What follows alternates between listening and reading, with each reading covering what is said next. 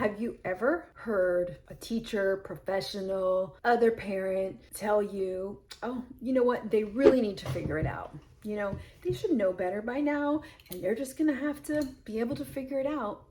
Eventually, this one was my favorite, eventually they'll learn, right? I have gracefully been able to explain when kids are struggling, you know, they don't learn from making the mistakes. They might go into shutdown. There's various reasons, but you know, little Johnny's been sitting next to you for 4 days in a row. Clearly, he hasn't learned self-control by missing out on PE or recess.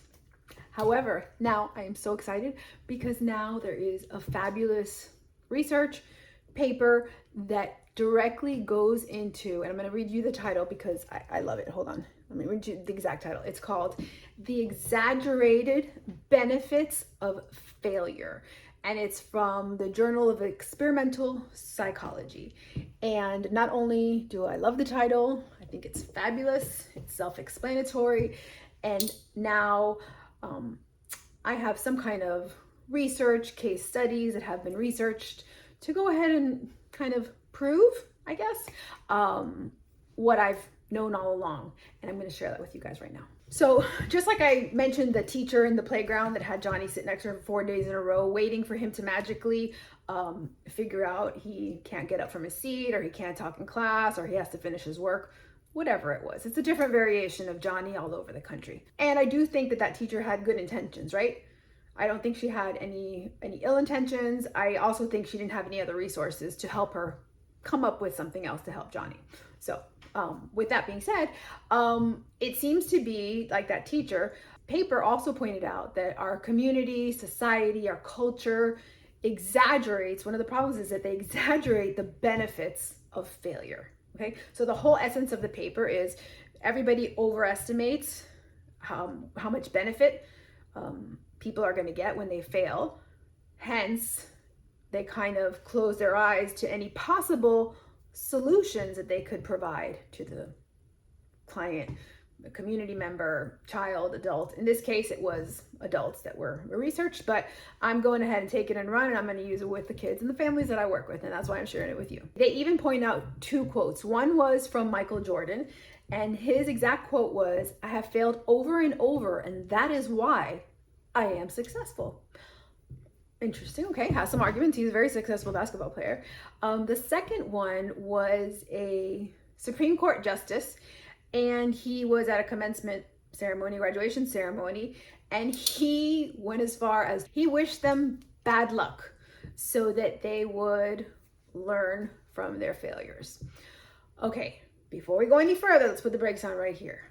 Failure is a great way to learn. It is a great tool to debrief, to go back and assess what went wrong. Actually, debriefing and using failures and using things that didn't go your way is one of the main tools, lessons, strategies that I use with families that I'm doing executive functioning coaching with. Even with some of my, middle school teenagers and college students that I do executive functioning with.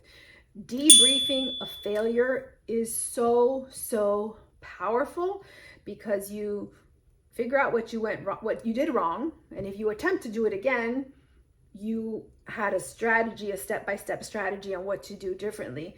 And the second thing is that it can reframe that failure, reappraise that failure in a way that is beneficial. So now your brain isn't stuck in like, oh, I am the worst. It's stuck in like, okay, cool, I know that doesn't work. Let me try something else. Okay. However, little Johnny that was sitting next to the teacher, we're going to go back to this example over and over again. He didn't have that piece to say, okay, I keep getting out of my seat and I keep missing recess. Maybe I should just sit in my seat, because he probably had impulse control problems. He maybe did not have any goal-directed persistence within him to work towards that self-control so that he could go to the playground, right? These are the kind of examples that do not benefit from failure, okay? I do believe if you provide scaffolding and if you provide debriefing, little Johnny's gonna be able to figure out, but he needs some support.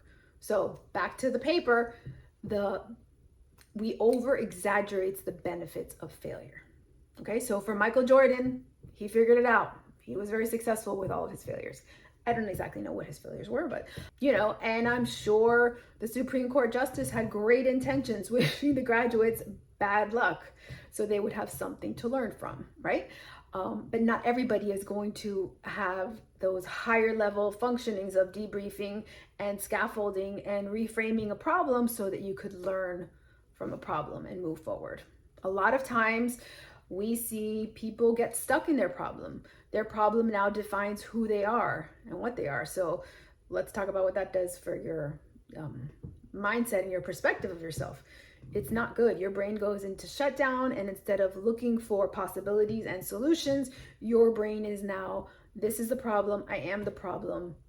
I don't need to figure out anything else because it's an absolute statement. It showed that we overestimate the benefits of failure because they overestimate how much people can tune in and evaluate their failures, right? So they did link it to what I call debriefing and what I call scaffolding, which is exactly the reason. So we're like, okay, so what's the solution here? What can I do to make sure that my students, that my children, that the people around me that I know and love can take these failures and turn them into successes? Because remember, at the beginning of the video, I did say there's so much to be learned from a failure, right? If we have the right strategies in place. So if we really want to help our kids with less failure and more successes on the playground, in the classroom, and at home,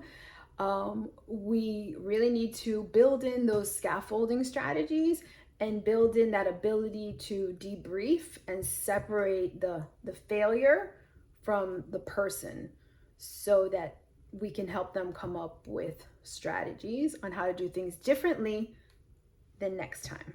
So this is where you, as the awesome adult watching this video, you get to be proactive, right? And you get to practice some proactive parenting, right? This video here does a deep dive in proactive parenting, how to do it, when to do it, and most importantly was where I find parents get stuck, how to pull in the right resources so that you are doing the right things to help your kiddo. Anyways, I was so excited about this research study that came up. It came in my email that I wanted to share it with you, and I hope you share this with your teachers, with your whoever you co-parent with, and even share it with your kids, because it's a great perspective when science takes the time to research and get a bunch of case studies to show what I've always known. Failure is not a teaching tool, right? They need more. They need the next steps that go after it. All right, go ahead and grab that next video on proactive parenting and let me know in the comments, when have your child had a failure that they learned from, and when did they have a failure that they just did not get?